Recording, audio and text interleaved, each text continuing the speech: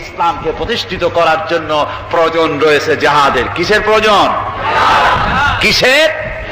জিহাদের প্রয়োজন। সেই জিহাদ করতে কি আপনারা তৈরি আছেন? জিহাদের জন্য তৈরি আছেন? সেই জিহাদ কিন্তু সেই জিহাদ মানে কি? সেই জিহাদের আবার অপব্যাখ্যা করা হয়েছে। জিহাদের অপব্যাখ্যা করা হয়েছে এইভাবে যে ওয়ালাকিন কলমদার কাফে দুশমনাস, দুশমনের হাতে কলম ছিল, ওরা যেমন খুশি আমাদের ইতিহাসকে চিত্রিত করেছে। ওরা বলেছে ইসলামের ইতিহাস থেকে তরবারি আর রক্তের গন্ধ আসে, কিন্তু আসলে জিহাদের অর্থ তো তরবারির যুদ্ধ নয়। জিহাদের অর্থ হচ্ছে যে কোনো উদ্দেশ্যকে সফলতায় পর্যবসিত করার জন্য যে প্রাণান্তকর প্রচেষ্টা করা হয়, ওই প্রচেষ্টার আরবি নাম হচ্ছে জিহাদ। আর যুদ্ধ তার আরবি হচ্ছে হার্ব। যুদ্ধের আরবি কি? হার্ব, ওয়ার। ইংরেজিতে ওয়ার, আরবিতে হার্ব। আর জিহাদ যেটাকে বলা হয়েছে ওটা হচ্ছে যে কোনো উদ্দেশ্যকে সফলতায় পৌঁছাবার জন্য যে চেষ্টা, ওই চেষ্টার নাম জিহাদ। তবে এই চেষ্টা করতে গিয়ে যখন বাধা আসে সশস্ত্র, ওই সশস্ত্র বাধার মোকাবেলা সশস্ত্রভাবে করা যেটা, ওইটা হচ্ছে জিহাদের চূড়ান্ত রূপ। কথা বুঝে আসছে? ইসলাম প্রথমে কাউকে আক্রমণ করে না। ইসলাম প্রথমে কাউকে আক্রমণ করে না, আক্রান্ত হলে পরে তারপরে এর জবাব দেয়। ঠিক কিনা?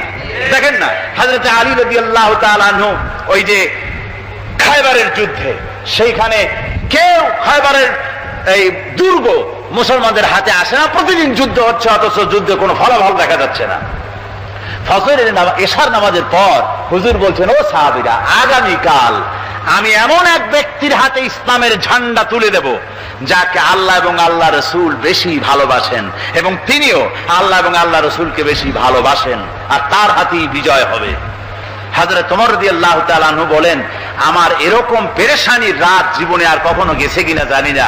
আমি সারা রাত পেরেশান ছিলাম যে ওই ব্যক্তিকে আমি হতে পারবো। ফজরের নামাজের পর আল্লাহর নবী বলছেন, সাহাবীরা, আমার আলী কোথায়? তাকে দেখছি না কেন?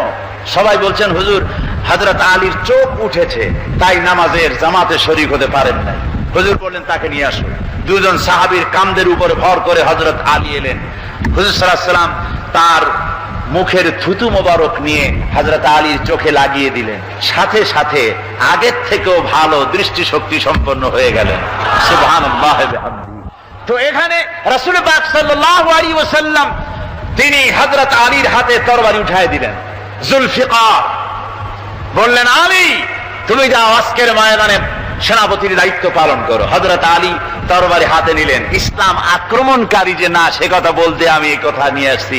হযরত আলী গেলেন, যায় মুরাহহাবের সামনে পড়েছেন। মুরাহহাব হলো, হাদিসে এসেছে, মুরাহহাব হচ্ছে কাফেরদের নেতৃত্ব দিচ্ছে। মুরাহহাব বলছে, আলী, তোমাকে আমি কিন্তু ভালোবাসি, তুমি আসলে কেন? তোমার প্রতি আমার একটা সফট কর্নার আছে আমার অন্তঃকরণে। তুমি তোমার ছেলে মেয়েকে কি এতিম বানাতে চাও? তোমার বউকে কি বিধবা করতে চাও? আমি তো সেই বীর যে আমার সামনে এসে কেউ কল্লা সাথে নিয়ে যেতে পারে নাই। সুতরাং তুমি যদি ওদেরকে এতিম আর বিধবা করতে না চাও, আমার সামনে থেকে সরে যাও।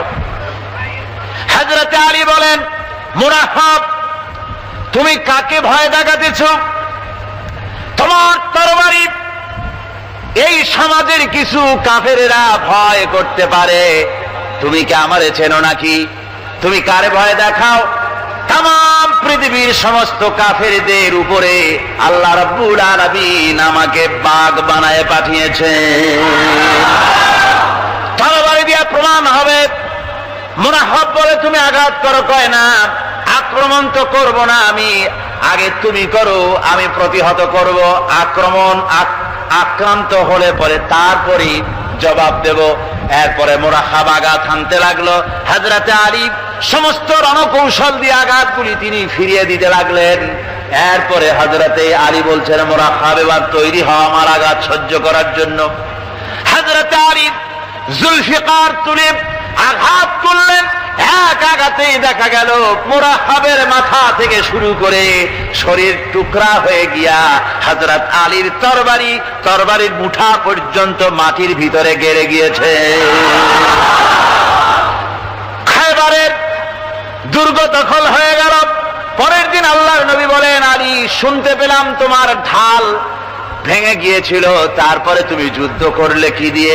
হযরত আলী বলেন, হুজুর কামুজ দুর্গের ওই কবাটটা, লোহার কবাটটা বাম হাতে নিয়া আর ডান হাতে তরবারি নিয়ে লড়াই করেছি। হুজুর বলেন, কি করে মানুষ কেমনে এত বড় দুর্গের লোহার কপাট হাতে নিয়ে যুদ্ধ করে? একটু দেখাও তো দেখি।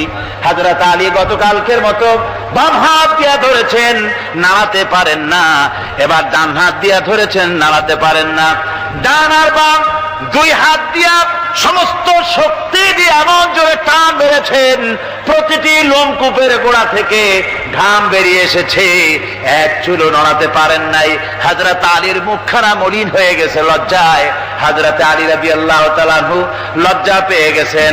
রাসূল পাক সাল্লাল্লাহু আলাইহি ওয়াসাল্লাম বলেন, আলী লজ্জা পাওয়ার কোনো কারণ নাই, চিন্তা করার কোনো কারণ নাই। তোমার নিজস্ব শক্তি দিয়ে তুমি লড়াই করতে পারো নাই। এত বড় লোহার দরজা নিয়ে, কবাট নিয়ে মানুষ ভাবে লড়াই করতে পারে না। আল্লাহ তার দ্বীনকে বিজয়ী করার জন্য তোমার ভিতরে আল্লাহ রাব্বুল আলামিন ক্ষমতা দিয়েছিলেন। জোরে বলেন সুবহানাল্লাহ। আল্লাহ রাব্বুল আলামিন এই জিহাদের ময়দানে যখন মানুষ আসে, আল্লাহ তাদের উপরে মদদ দান করেন। আমার বন্ধুগণ, আল্লাহর দ্বীনকে জমিনের উপরে প্রতিষ্ঠিত করার জন্য যদি আমরা আজও যদি ঐক্যবদ্ধ হই দ্বীন কায়েমের জন্য, তাহলে আল্লাহ রাব্বুল আলামিন আমাদেরকে মদদ করবেন।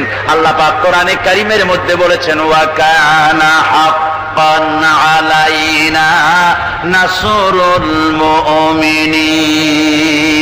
মুমিনদেরকে সাহায্য করা আমি আল্লাহর জন্য ওয়াজিব হয়ে যায়। জোরে বলেন সুবহানাল্লাহ। মুমিনদের জন্য সাহায্য করা আল্লাহর জন্য কি হয়ে যায়? ওয়াজিব হয়ে যায়। ভাইরা একটু বৃষ্টি সহ্য করেন না, খুব বেশি বৃষ্টি। আচ্ছা, ওই এটা রহমত। এটা কি রহমত?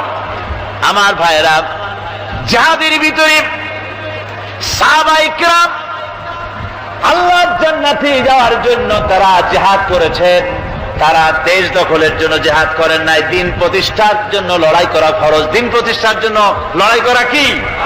যেরকম কি? আর এই ফরজ দায়িত্ব পালন করতে গিয়ে যদি কেউ মারা যায়, তাহলে কোথায় যাবে? কোথায় যাবে?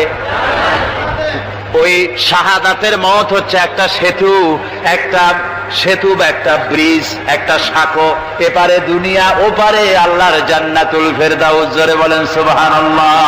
এই জন্য হযরত ওমর ফারুক রাদিয়াল্লাহু তাআলা আনহু সব সময় দোয়া করতেন, আল্লাহুম্মা রযুকনি শাহাদাতান ফি সাবিলিক ওয়াজআল মাউতি ফি বালাদ রাসূলিক। আল্লাহ রাব্বুল আলামিন, আমাকে রাসূলের শহরে মওত দাও, আর আমাকে তোমার দ্বীনের রাস্তায় শাহাদাত মঞ্জুর করো। জোরে বলেন আমিন। এটা আমাদের দোয়া, আমারও দোয়া, আমার সারা জীবনের স্বপ্ন, সারা জীবনের স্বাদ, আল্লাহ যেন শাহাদাতের মওত নসিব করে দেন। জোরে বলেন আমিন। এর থেকে উন্নত মানের মওত আর নাই। ওই প্যারালাইসিস হয়ে বিছানায় পড়ে তড়পায় মরার কোনো দাম নাই। দুনিয়ার বুকে বিড়ালের জিন্দিগি বছর করার 500 বছর বেঁচে থাকার দাম নাই। সিংহের মতো 1 সেকেন্ড বেঁচে থাকার দাম আছে, ঠিক কিনা?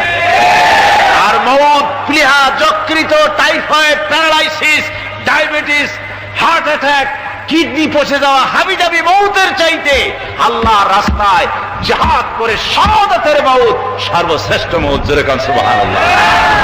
আমার ভাইরা, রাসূল পাক সাল্লাল্লাহু আলাইহি ওয়াসাল্লাম তিনি মদিনা মুনাওয়ারায় এসে প্রথম যে জিহাদের সম্মুখীন হলেন, ওইটার নাম কি? কোন জিহাদ?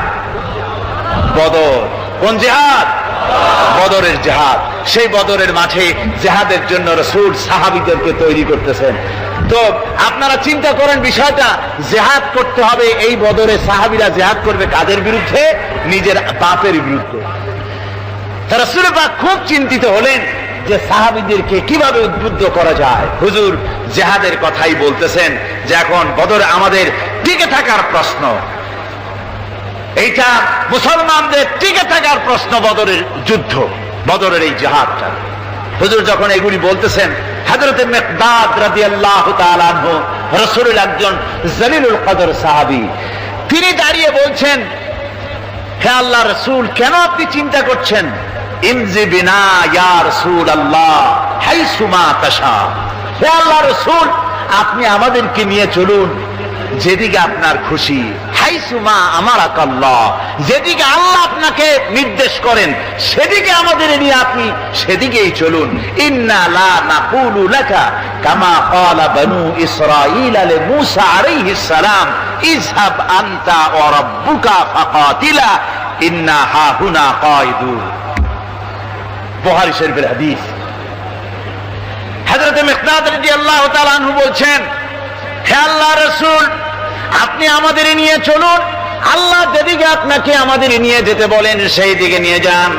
আমরা মুসা আলাইহিস সালামের উম্মতের মতো বলবো না যে হে মুসা আপনি আর আপনার আল্লাহ দুজন গিয়া যুদ্ধ করেন, আমরা এখানে বসে থাকি, এমন কথা আমরা বলবো না। বাল ইযহাব আনতা ওয়া রাব্বুকা ফাকাতিলা ইন্না মাআকুমা মুকাতিলুন।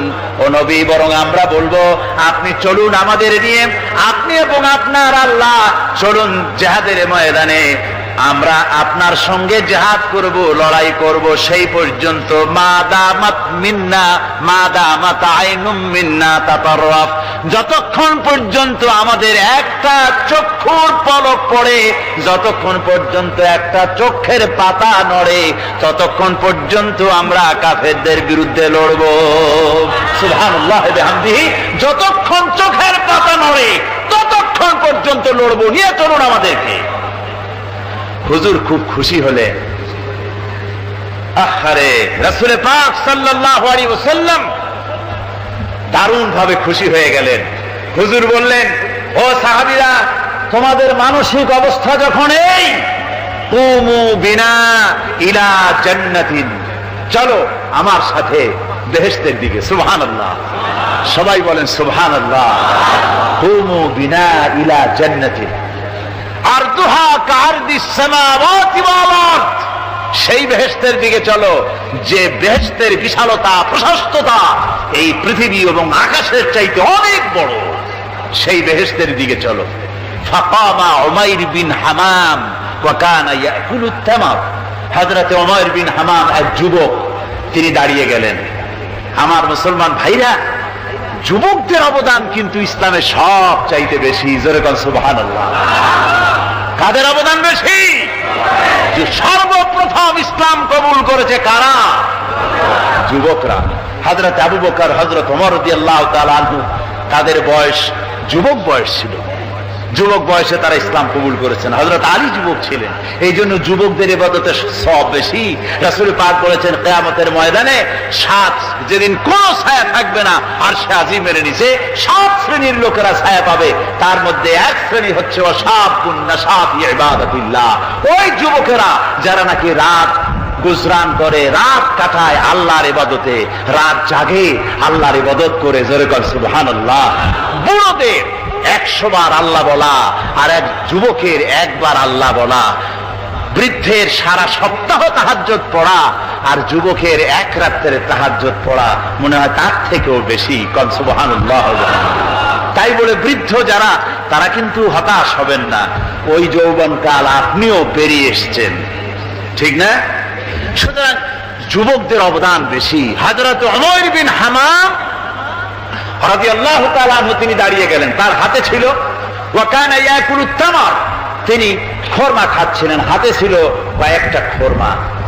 তিনি খরমাগুলি হাতে নিয়ে দাঁড়িয়ে বলছেন ওয়া ক্বালা বাখবাখ, তিনি বলছেন বাখবাখ শব্দ, এটা হচ্ছে লুগাল মুহাল্লিয়া, অর্থাৎ আঞ্চলিক শব্দ। এর অর্থ হচ্ছে মা আযামাহু ওয়া মা আহসানাহু। কি আশ্চর্য, কি সুন্দর, কি বিরাট, কি সুন্দর কথা আপনি বললেন হে রাসূল। জান্নাতুন আরদুহা কাআরদিস সামাওয়াতি ওয়াল আরদ, এমন বেহেশত তো পাওয়া যাবে জিহাদ করলে যে বেহেশতের বিশালতা প্রশস্ততা এই বিশাল আকাশের চাইতে, জমিনের চাইতে বেশি। ওয়াল্লাহি লাউ কুনতু হাইয়ান হাত্তা আকুলাহুন্না, আমি যদি, ওয়াল্লাহি আল্লাহর কসম, আমি যদি এই খরমাগুলো যদি খাইতে থাকি, ইন্নাহা লাহায়াতুন তাবিলা, তাহলে তো এটা অনেক লম্বা হায়াত লাগবে। এই খরমাগুলি খাইতে অনেক সময় লাগবে, বেহেশতে যাইতে দেরি হয়ে যাবে। সুতরাং এই খরমা তো আর খাওয়া যাবে না। ফারামাবিহিন্না, হাতের খরমাগুলি সব ফেলে দিয়ে জিহাদের ময়দানে লাফায় পড়লেন। অনেকগুলি কাফেরকে জাহান্নামের খাতে উতরায় দিয়া হযরত ওমর নিজেও শাহাদাত বরণ করলেন। জিহাদের শেষে